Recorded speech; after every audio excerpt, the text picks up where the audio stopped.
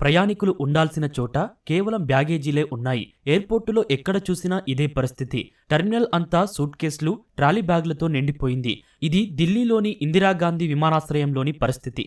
అయితే తమ బ్యాగేజీలు మాయమవుతున్నాయని కొంతమంది ప్రయాణికులు ఆందోళన చెందుతున్నారు. ఇండిగో విమానాలు రద్దు కావడం వల్ల ఇబ్బందులు పడుతున్న ప్రయాణికులకు ఈ లగేజ్ మిస్సింగ్ మరింత సమస్యగా మారింది. కేవలం ఢిల్లీలోనే కాదు, దేశంలోని చాలా ప్రధాన ఎయిర్పోర్టుల్లో దాదాపుగా ఇదే పరిస్థితి ఉంది.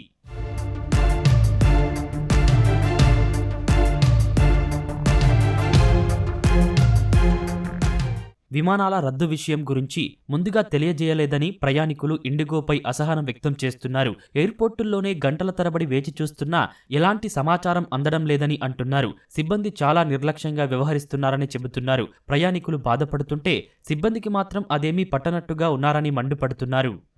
सर अभी मेरी वापस से थर्ड फ्लाइट ये लोगों ने कैंसिल की है। पहले मैं लखनऊ टू बेंगलोर जाना था, तो वहाँ से वो लोग ने बोला कि फ़्लाइट कैंसिल है, मंडे को ही बुक कीजिए। तो मैंने मंडे को बुक किया, एज़ पर उनके इंस्ट्रक्शन के हिसाब से ही मैंने बुक किया। वो बोले मंडे 100% फ़्लाइट मिल जाएगी, दिल्ली चले जाओ। दिल्ली आया, अभी सुबह बोल रहे हैं कि वापस फ़्लाइट कैंसिल है आपकी।